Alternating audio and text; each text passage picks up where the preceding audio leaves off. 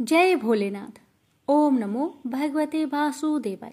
आप सभी भक्तों पर शिव जी भगवान और माँ पार्वती की कृपा सदा सर्वदा बनी रहे। आज रसपान करेंगे सोमवार भोलेनाथ जी की कथा। एक समय की बात है, जब राम जी का वनवास खत्म होने के बाद राज सिंहासन पर बैठते समय माता पार्वती और भोलेनाथ घूम रहे थे, तो भोलेनाथ ने देखा कि राम जी के दादाजी का श्राद्ध का भंडारा हो रहा है। राम जी के घर में तो भोलेनाथ ने सोचा चलो मैं भी हूँ और राम जी का दर्शन भी कर लूंगा। और भोलेनाथ ने माता पार्वती से कहा, हे गौरा, तुम कैलाश धाम जाओ और हमारे लिए खाना बनाओ, मैं थोड़ी देर में आता हूँ। तो माता जी ने भोलेनाथ की बात मानकर कैलाश धाम को चले गए और भोलेनाथ पहुंचे राम जी के घर और ब्राह्मण के साथ पंगत में बैठ गए और खाने लगे। सभी ब्राह्मणों को माता जानकी ने पेट भरकर भोजन खिलाया। सभी ब्राह्मण उठकर चले गए, लेकिन भोलेनाथ बैठे ही रहे। तो माता सीता ने लक्ष्मण जी की धर्मपत्नी माता उर्मिला से बोली, सभी ब्राह्मण उठकर चले गए। तब माता उर्मिला बोली, सभी ब्राह्मण तो चले गए, बस एक ही बैठे हैं। तो माता जानकी जी बोली, अच्छा कोई बात नहीं, थोड़ा भूखा होगा, खिला दो। अब माता सीता और उर्मिला और सभी सखियां खिलाने लगी भोलेनाथ को।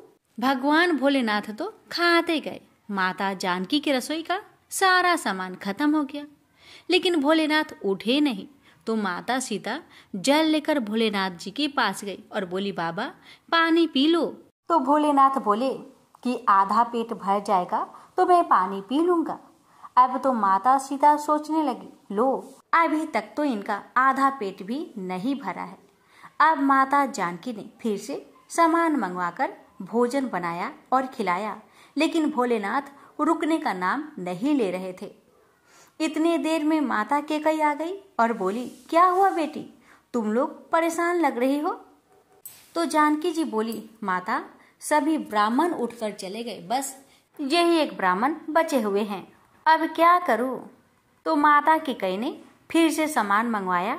इतने में भोलेनाथ ने आवाज लगाई, लेते आओ माता, जोर की भूख लगी है। तो माता जानकी जी बोली, बाबा अभी तो आटा साने हैं, थोड़ा पूरी पका लेने दो, फिर लेकर आते हैं। तब भोलेनाथ बोले, आटा ही लेते आओ। अब तो भोलेनाथ ने सब आटा, दाल, चावल सभी सामग्री को रसोई घर में जाने से पहले ही बोरी को ही खत्म कर देते थे। माता सीता हार कर दौड़ी दौड़ी राम जी के पास गई। तो राम जी बोले, क्या हुआ जानकी, इतने परेशान क्यों हो। तो माता सीता बोली, सभी ब्राह्मण उठकर चले गए, लेकिन एक ब्राह्मण बैठे रह गए, जो सब भंडार को ही खाली कर दिए। राशन मंगवा कर लाए तो रसोई में जाने से पहले ही बोरी को खत्म कर देते हैं। तो राम जी बोले, चलो मैं भी देखता हूँ कि कौन है। राम जी गए तो देखते ही पहचान गए कि ये तो मेरी भोलेनाथ है। राम जी ने मन ही मन भोलेनाथ जी को प्रणाम किया और बोले, जानकी इनको कोई खिला नहीं सकता, इनको तो बस अन्नपूर्णा ही खिला सकती है। और राम जी ने मन ही मन माता पार्वती को बुलाया। माता जी प्रकट होकर बोली, क्या हुआ राम, आपने मुझे याद किया। तो राम जी बोले, माता ये बाबा तो उठने का नाम ही नहीं ले रहे हैं, जरा देखिए। तो माता पार्वती ने कहा, इन्होंने तो कहा था कि पार्वती तुम कैलाश पर खाना बनाओ, दोनों साथ में खाएंगे, और स्वामी यहाँ खा रहे हैं। तो माता पार्वती जी ने अपने हाथों से लड्डू बनाए और एक लड्डू भोलेनाथ जी के थाली में रख दिया। भोलेनाथ खाने लगे। अब तो भोलेनाथ खाते गए, लेकिन लड्डू खत्म नहीं हो रहा था, और ये तो जाना पहचाना लड्डू लग रहा है। भोलेनाथ ने अभी तक माता सीता के मुख पर नजर नहीं डाले थे। इस बार नजर उठाया तो देखा सामने माथे पर लाल बिंदी लगाई अन्नपूर्णा पार्वती खड़ी है। माता बोली, और कितने रख दो। भोलेनाथ बोले, बस हो गया। भोलेनाथ उठ गए। राम सीता ने भोलेनाथ और माता पार्वती जी की बहुत ही स्वागत किया तो भोलेनाथ प्रसन्न होकर माता जानकी जी को बोले, अखंड सौभाग्यवती होने का वरदान दिया और अंतर्ध्यान हो गए।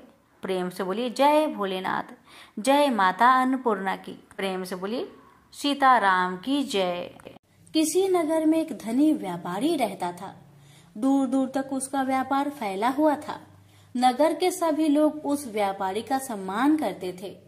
इतना सब कुछ संपन्न होने के बाद भी वह व्यापारी बहुत दुखी था, क्योंकि उसका कोई पुत्र नहीं था, जिस कारण अपने मृत्यु के पश्चात व्यापार के उत्तराधिकारी की चिंता उसे हमेशा सताती रहती थी।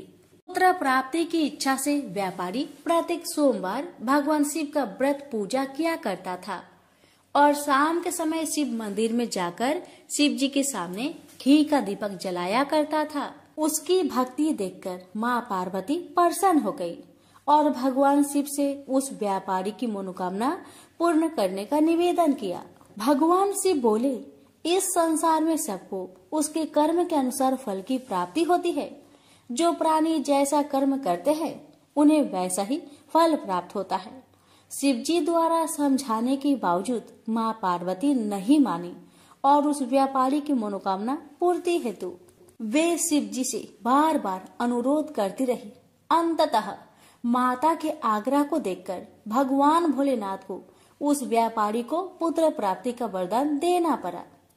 वरदान देने के पश्चात भोलेनाथ माँ पार्वती से बोले, आपके आग्रह पर मैंने पुत्र प्राप्ति का वरदान तो दे दिया, परंतु इसका यह पुत्र 16 वर्ष से अधिक समय तक जीवित नहीं रहेगा।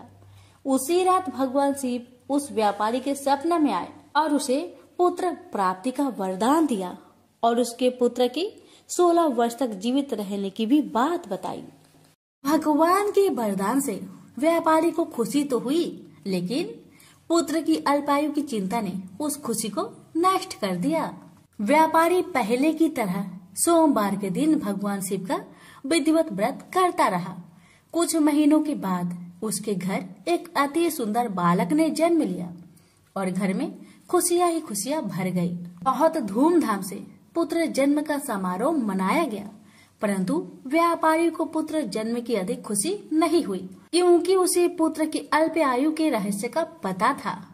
जब पुत्र 12 वर्ष का हुआ तो व्यापारी ने उसे उसके मामा के साथ पढ़ने के लिए बनारसी भेज दिया। लड़का अपने मामा के साथ शिक्षा प्राप्त हेतु चल दिया। रास्ते में जहाँ भी मामा भांजे विश्राम हेतु रुकते, वहीं यज्ञ करते और ब्राह्मणों को भोजन कराते। लंबी यात्रा के बाद मामा भांजे एक नगर में पहुँचे। उस दिन नगर के राजा की कन्या का विवाह था, जिस कारण पूरे नगर को सजाया गया था। निश्चित समय पर बारात आ गई, लेकिन वर का पिता अपने बेटे के एक आंख से काने होने के कारण बहुत चिंतित था।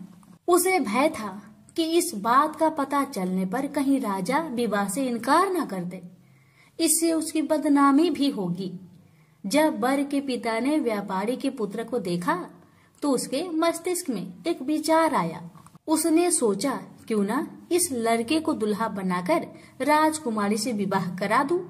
विवाह के बाद इसको धन देकर विदा कर दूंगा और राजकुमारी को अपने नगर ले जाऊंगा। वर के पिता ने लड़के के मामा से इस संबंध में बात की। मामा ने धन मिलने की लालच में वर के पिता की बात को स्वीकार कर ली। लड़के को दूल्हे का वस्त्र पहनाकर राजकुमारी से विवाह कर दिया गया। राजा ने बहुत सारा धन देकर राजकुमारी को विदा किया। शादी के बाद लड़का जब राजकुमारी के साथ लौट रहा था तो वह सच नहीं छिपा सका और उसने राजकुमारी के ओढ़ने पर लिख दिया, राजकुमारी, तुम्हारा विवाह मेरे साथ हुआ था। मैं तो बनारसी पढ़ने के लिए जा रहा हूँ और अब तुम्हें जिस नवयुवक की पत्नी बनना पड़ेगा वह कान्हा है। जब राजकुमारी ने अपनी ओढ़नी पर लिखा हुआ पढ़ा तो उसने कान्हे लड़के के साथ जाने से इनकार कर दिया। राजा को जब ये सब बातें पता लगी तो उसने राजकुमारी को महल में ही रख लिया। उधर लड़का अपने मामा के साथ बनारसी पहुंच गया और गुरुकुल में पढ़ना शुरू कर दिया। जब उसकी आयु 16 वर्ष की हुई तो उसने यज्ञ किया। यज्ञ की समाप्ति पर ब्राह्मणों को भोजन करवाया और खूब अन्य वस्त्र दान किए। रात को वह अपने शयन कक्ष में सो गया। शिव के वरदान के अनुसार शयन अवस्था में ही उसके प्राण पेखरू उड़ गए। सूर्योदय पर मामा मृत भांजे को देखकर रोने पिटने लगा। आसपास के लोग भी एकत्र होकर दुख प्रकट करने लगे। लड़के के मामा के रोने विलाप करने के स्वर समीप से गुजरते हुए भगवान शिव और माता पार्वती ने भी सुने। माता पार्वती ने भगवान से कहा, प्राणनाथ, मुझे इसके रोने का स्वर सहन नहीं हो रहे, आप इस व्यक्ति के कष्ट को अवश्य दूर करें। भगवान शिव ने माता पार्वती के साथ अदृश्य रूप में समीप जाकर देखा तो भोलेनाथ माता पार्वती से बोले, यह तो उसी व्यापारी का पुत्र है जिसे मैंने 16 वर्ष की आयु का वरदान दिया था। इसकी आयु पूरी हो गई है। माँ पार्वती ने फिर भगवान शिव से निवेदन कर उस बालक को जीवन देने का आग्रह किया। माता पार्वती के आग्रह पर भगवान शिव ने उस लड़के को जीवित होने का वरदान दिया और कुछ ही पल में वह जीवित होकर उठ बैठा। शिक्षा समाप्त करके लड़का मामा के साथ अपने नगर की ओर चल दिया। दोनों चलते हुए उसी नगर में पहुँचे जहाँ उसका विवाह हुआ था। उस नगर में भी यज्ञ का आयोजन किया। समीप से गुजरते हुए नगर के राजा ने यज्ञ का आयोजन देखा और उसने तुरंत ही लड़के और उसके मामा को पहचान लिया। यज्ञ के समाप्त होने पर राजा मामा और लड़के को महल में ले गया और कुछ दिन उन्हें महल में रखकर बहुत सा धन वस्त्र आदि देकर राजकुमारी के साथ विदा कर दिया। इधर भूखे प्यासे रहकर व्यापारी और उसकी पत्नी बेटे की प्रतीक्षा कर रहे थे। उन्होंने प्रतिज्ञा कर रखी थी कि यदि उन्हें अपने बेटे की मृत्यु का समाचार मिला तो दोनों अपने प्राण त्याग देंगे। परंतु जैसे ही उसने बेटे के जीवित वापस लौटने का समाचार सुना तो वह बहुत परेशान हुआ। वह अपनी पत्नी और मित्रों के साथ नगर के द्वार पर पहुंचा। अपने बेटे के विवाह का समाचार सुनकर पुत्र वधू राजकुमारी को देखकर उसकी खुशी का ठिकाना न रहा। उसी रात भगवान शिव ने व्यापारी को सपने में आकर कहा, हे श्रेष्ठी, मैंने तेरे सोमवार व्रत करने और व्रत कथा सुनने से प्रसन्न होकर तेरे पुत्र को लंबी आयु प्रदान की है। पुत्र की लंबी आयु जानकर व्यापारी बहुत प्रसन्न हुआ। शिव भक्त होने तथा सोमवार का व्रत करने से व्यापारी की सभी मनोकामनाएं पूर्ण हुई। इसी प्रकार जो भक्त सोमवार का विधिवत व्रत करते हैं और व्रत कथा सुनते हैं, उनकी सभी इच्छाएं पूरी होती है। हमसे बोलिए उमापति शंकर भगवान की जय। एक समय श्री महादेव जी पार्वती के साथ भ्रमण करते हुए मृत्यु लोक में अमरावती नगरी में आए। वहां के राजा ने शिव मंदिर बनवाया था जो कि अत्यंत भव्य एवं रमणीक तथा मन को शांति पहुंचाने वाला था। भ्रमण करते समय शिव पार्वती भी वहां ठहर गए। पार्वती जी ने कहा, हे नाथ, आओ आज इसी स्थान पर चौसर पासे खेले। खेल प्रारंभ हुआ। शिव जी कहने लगे, मैं जीतूंगा। इस प्रकार उनकी आपस में वार्तालाप होने लगी। उस समय पुजारी जी पूजा करने आए। पार्वती जी ने पूछा, पुजारी जी बताइए जीत किसकी होगी? पुजारी बोला, इस खेल में महादेव जी के समान कोई दूसरा परंगत नहीं हो सकता, इसलिए महादेव जी ही यह बाजी जीतेंगे। परंतु हुआ उल्टा, जीत पार्वती जी की हुई। अतः पार्वती जी ने पुजारी जी को कोढ़ी होने का श्राप दे दिया कि तूने मिथ्या भाषण किया। अब तो पुजारी कोढ़ी हो गया। शिव पार्वती जी दोनों वापस चले गए। कुछ समय पश्चात अप्सराएं पूजा करने आई। अप्सराओं ने पुजारी के उसके कोढ़ी होने का कारण पूछा। पुजारी ने सब बातें बता दी। अप्सराएं कहने लगी, पुजारी जी आप 16 सोमवार का व्रत करें तो शिव जी प्रसन्न होकर आपका संकट दूर करेंगे। पुजारी जी ने अप्सराओं से व्रत की विधि पूछी। अप्सराओं ने व्रत करने और व्रत के उद्यापन करने की संपूर्ण विधि बता दी। पुजारी ने विधि पूर्वक श्रद्धा भाव से व्रत प्रारंभ किया और व्रत अंत में व्रत का उद्यापन भी किया। व्रत के प्रभाव से पुजारी जी रोग मुक्त हो गए। कुछ दिनों के बाद शंकर भगवान पार्वती जी पुनः उस मंदिर में आए तो पुजारी जी को रोग मुक्त देखकर पार्वती जी ने पूछा, मेरे दिए हुए श्राप से मुक्ति पाने का तुमने कौन सा उपाय किया? पुजारी जी ने कहा, हे माता, अप्सराओं द्वारा बताए गए 16 सोमवार के व्रत के करने से मेरा यह कष्ट दूर हुआ है। पार्वती जी ने भी 16 सोमवार का व्रत किया, जिससे उनसे रूठे हुए कार्तिकेय जी भी अपना माता से प्रसन्न होकर आज्ञाकारी हुए। कार्तिकेय जी ने पूछा, हे माता, क्या कारण है कि मेरा मन सदा आपके चरणों में लगा रहता है? पार्वती जी ने कार्तिकेय को 16 सोमवार के व्रत का महात्म्य तथा विधि बताई। तब कार्तिकेय जी ने भी इस व्रत को किया तो उनका बिछड़ा हुआ मित्र मिल गया। अब मित्र ने भी इस व्रत को अपने विवाह होने की इच्छा से किया। फलतः वह विदेश गया। वहां के राजा की कन्या का स्वयंवर था। राजा ने प्रण किया था कि हथिनी जिस व्यक्ति के गले में वरमाला डाल देगी उसी के साथ राजकुमारी का विवाह करूंगा। यह ब्राह्मण मित्र भी स्वयंवर देखने की इच्छा से वहां एक और जाकर बैठ गया। हथिनी ने इसी ब्राह्मण मित्र को माला पहनाई तो राजा ने बड़ी धूमधाम से अपनी राजकुमारी का विवाह उसके साथ कर दिया। तत्पश्चात दोनों सुखपूर्वक रहने लगे। एक दिन राजकन्या ने पूछा, हे नाथ, आपने कौन सा पुण्य किया जिससे हथिनी ने आपके गले में वरमाला पहनाई? ब्राह्मण पति ने कहा, मैंने कार्तिकेय जी द्वारा बताए अनुसार 16 सोमवार का व्रत पूर्ण विधि विधान सहित श्रद्धा भक्ति से किया, जिसके फल के कारण मुझे तुम्हारे जैसे सौभाग्यशाली पत्नी मिली। अब तो राजकन्या ने भी सत्य पुत्र प्राप्ति के लिए व्रत किया और सर्वगुण संपन्न पुत्र प्राप्त किया। बड़े होकर पुत्र ने भी राज्य प्राप्ति की कामना से 16 सोमवार का व्रत किया। राजा के देवलोक होने पर इसी ब्राह्मण कुमार को राजगद्दी मिली। फिर भी वह इस व्रत को करता रहा। एक दिन उसने अपनी पत्नी से पूछा, सामग्री शिवालय ले चलने को कहा, परंतु उसने पूजा सामग्री अपनी दासियों द्वारा भिजवा दी। जब राजा ने पूजन समाप्त किया तो आकाशवाणी हुई कि हे राजा, तुम इस पत्नी को त्याग दो, नहीं तो राजपाट से हाथ धोना पड़ेगा। प्रभु की आज्ञा मानकर उसने अपनी पत्नी को महल से निकाल दिया।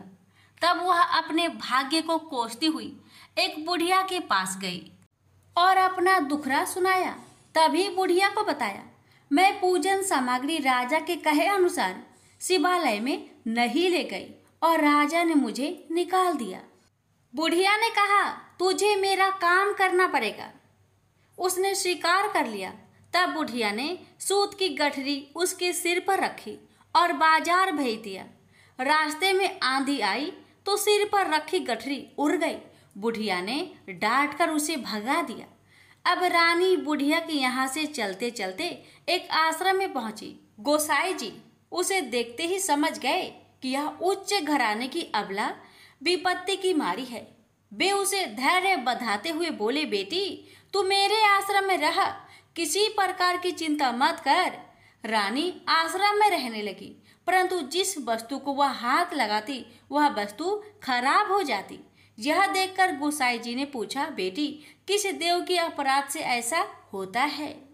रानी ने बताया कि मैंने अपने पति की आज्ञा का उल्लंघन किया और शिवालय में पूजन के लिए नहीं गई। इससे मुझे घोर कष्ट उठाने पड़ रहे हैं। गोसाई जी ने शिव जी से उसके कुशल क्षेम के लिए प्रार्थना की और कहा, बेटी, तुम 16 सोमवार का व्रत विधि के अनुसार करो। तब रानी ने विधि पूर्वक व्रत पूर्ण किया। व्रत के प्रभाव से राजा को रानी की याद आई और दूतों को उसकी खोज में भेजा। आश्रम में रानी को देख दूतों ने राजा को बताया। तब राजा ने वहां जाकर गोसाई जी से कहा, महाराज, यह मेरी पत्नी है। मैंने इसका परित्याग कर दिया था, कृपया इसे मेरे साथ जाने की आज्ञा दे।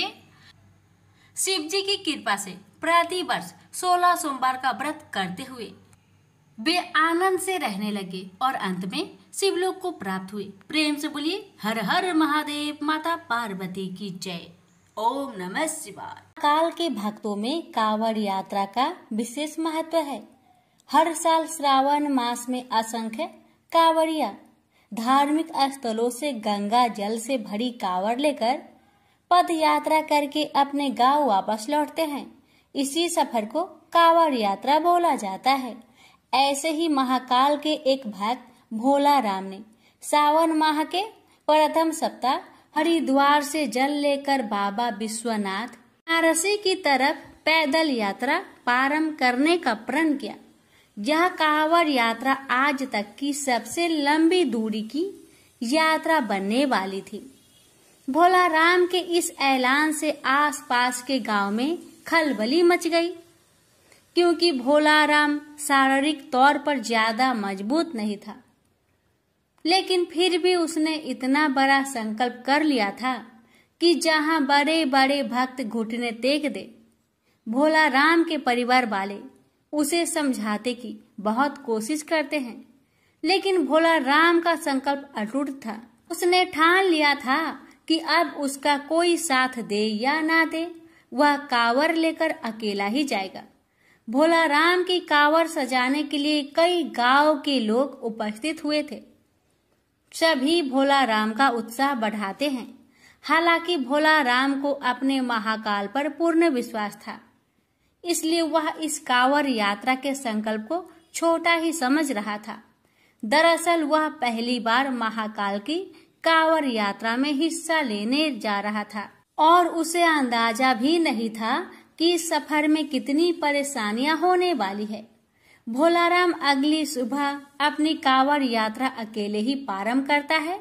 आसपास के गांव से कई भक्त भोला राम को देखने पहुंचे थे, लेकिन कोई उसके साथ यात्रा में जाने को तैयार नहीं था, क्योंकि सभी भोला राम के संकल्प की कठिनाई को भली भांति समझ रहे थे।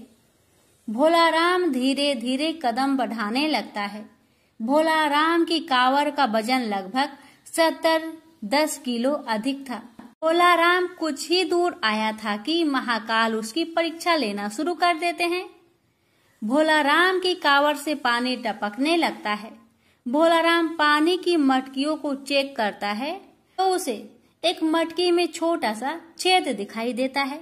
भोला राम मटकी का छेद बंद करने की बहुत कोशिश करता है, लेकिन उसके पास ऐसी कोई वस्तु नहीं होती जिससे पानी की धार रोकी जा सके। वह महाकाल का नाम लेकर आगे बढ़ने लगता है। अचानक उसे रास्ते में एक मजदूर दिखाई देता है जो रोड बनाने का काम में लगा हुआ था, और वह आग के पास खड़ा होकर डामर गर्म कर रहा था। भोला राम को तुरंत तकलीफ सूझी। वह मजदूर के पास जाकर थोड़ा सा डामर लेकर मटकी के छेद में लगा देता है और डामर लगते ही पानी टपकना बंद हो जाता है। भोला राम मजदूर को धन्यवाद देते हुए आगे बढ़ जाता है।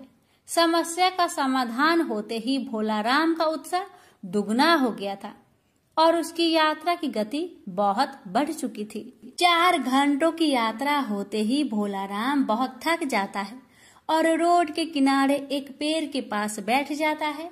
भोला राम अपने साथ कुछ खाने पीने की सामग्री रखकर लाया था, जिसे निकालकर वह खाने लगता है। खाना खाने के बाद भोला राम को नींद आ जाती है। वह पेड़ से टिककर सो जाता है।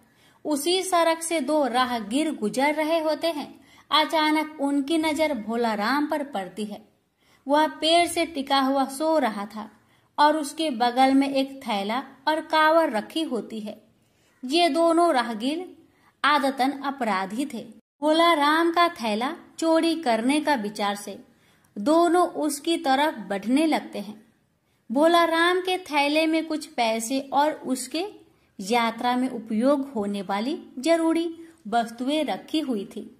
दोनों राहगीर जैसे ही भोला राम का थैला उठाते हैं, दहशत से उनके पांव कांपने लगते हैं, क्योंकि थैला उठाते ही भोला राम के सर के ऊपर एक बहुत विशाल सांप फन फैलाए खड़ा हो जाता है। सांप को देखते ही थैला छोड़कर दोनों दुम दबाकर भाग जाते हैं। भोला राम को सोते हुए पूरी रात गुजर जाती है। उसे इस घटना की भनक तक नहीं लगती और जैसे ही वह सुबह उठकर देखता है कि उसका थैला थोड़ा दूर पड़ा है, उसे समझ में आ जाता है कि किसी ने चोरी करने की कोशिश की थी। लेकिन उसे ताज्जुब होता है कि चोरों ने थैला छोड़ क्यों दिया था। भोला राम तुरंत थैले में अपना सामान देखता है। उसे सभी चीजें व्यवस्थित मिलती है। वह अपनी नित्य क्रिया करके कांवड़ यात्रा पुनः प्रारंभ कर देता है। भोला राम को महाकाल की यात्रा में आनंद आने लगा था। भोला राम को रास्ते में कांवड़ ले जाते दिख कई श्रद्धालु खाने पीने की वस्तुएं और पैसे उसे भेंट करते हैं। भोला राम को सफर करते हुए 8 दिन गुजर चुके थे और अभी तक उसने आधा ही सफर तय किया था। रास्ते भर बारिश की बूंदें भोला राम को थकान का एहसास नहीं होने दे रहे थे। अभी तक तो भोला राम को सफर में किसी खास परेशानी का सामना नहीं करना पड़ा था। इन अब उलझना बढ़ने वाली थी क्योंकि बारिश तेज होने वाली थी। नदियों का जल स्तर बढ़ रहा था और अभी भोला राम को रास्ते में कई नदी नाले पार करने थे। भोला राम शारीरिक दुर्बल जरूर था, लेकिन उसके हौसले बुलंद होते हैं। महाकाल की भक्ति ने उसे ऐसा साहस दिया था कि वह अपनी कांवड़ यात्रा को बिना रोके आगे बढ़ता जा रहा था। अचानक भोला राम को लोगों की भीड़ दिखाई पड़ती है। वह पास जाकर देखता है तो हैरान हो जाता है क्योंकि नदी का पुल टूट चुका होता है और आने जाने के लिए यही एक रास्ता था और जब तक नदी का पानी सामान्य स्तर में नहीं आ जाता तब तक यहाँ से पार करना नामुमकिन था। भोला राम कांवड़ लेकर सड़क पर ही बैठ जाता है और पानी नीचे उतरने का इंतजार करने लगता है। उसे बैठे 4 घंटे ही हुए थे कि अचानक एक एम्बुलेंस आकर खड़ी हो जाती है। एम्बुलेंस के अंदर मंत्री को ले जाया जा रहा था, लेकिन पुल टूटने की वजह से एम्बुलेंस को रुकना पड़ता है।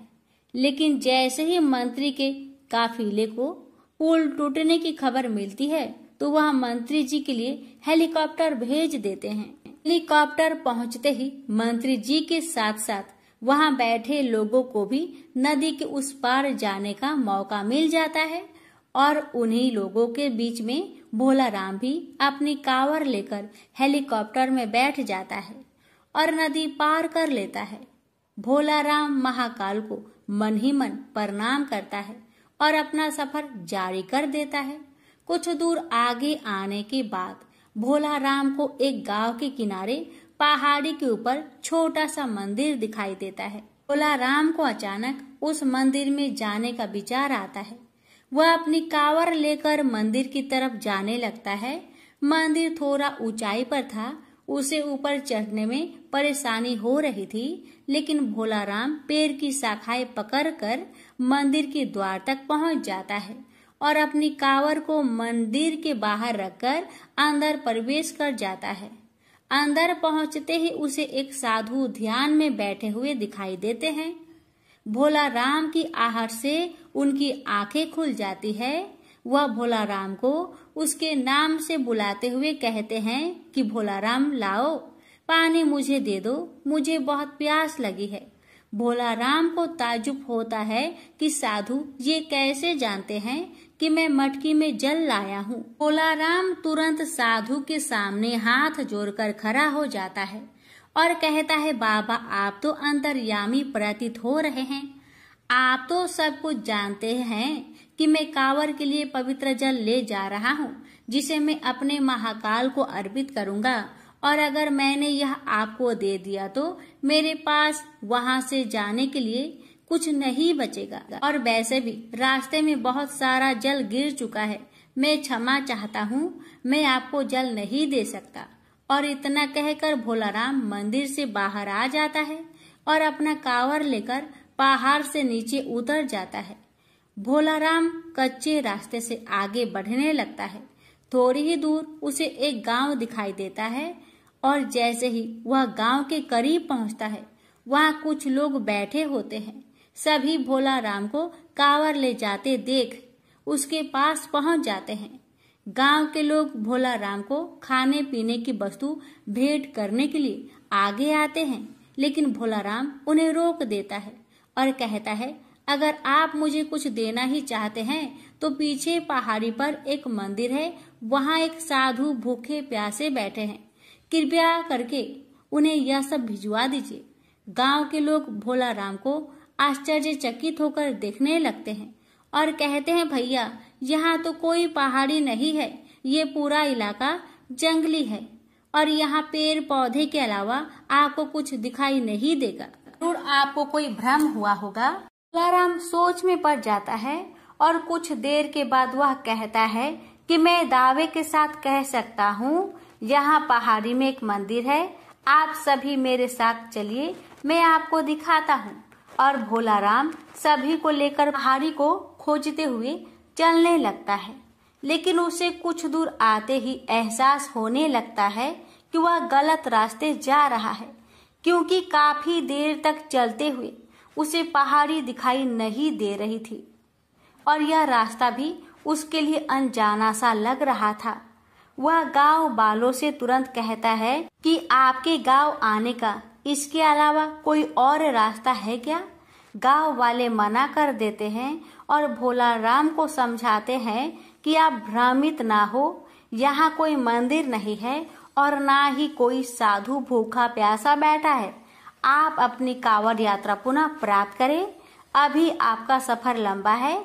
भोला राम वहीं घुटने के बल बैठ जाता है और हाथ जोड़कर महाकाल का आह्वान करके जोर जोर से रोने लगता है और रोते हुए कहता है, महाकाल, मैं आपको पहचान नहीं पाया, कृपया मुझे दर्शन दीजिए। मैं जानता हूँ साधु के भेष में आप ही थे। मैं आपके लिए जल लाया हूँ और मैं आपको जल पिलाए बिना यहाँ से नहीं जाऊंगा। और कुछ ही देर में भोला राम के सामने बड़े बड़े पेड़ों के पीछे अचानक पहाड़ी में मंदिर नजर आने लगता है। गांव के सभी लोग मंदिर को देखकर दंग रह जाते हैं। मंदिर दिखाते ही भोला राम कांवड़ लेकर दौड़ पड़ता है और दोबारा उसी मंदिर में प्रवेश कर जाता है।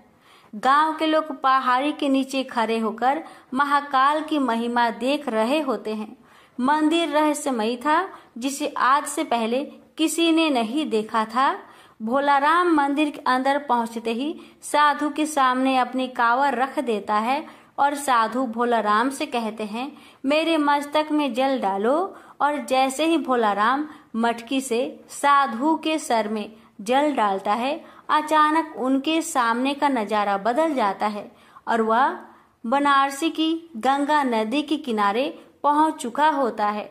उसे कुछ समझ में नहीं आता, क्योंकि अभी यहाँ तक पहुँचने के लिए उसे 5 दिन का सफर और करना था, लेकिन यह सफर पलक झपकते ही पूरा हो चुका था। महाकाल की महिमा को वह समझ चुका था।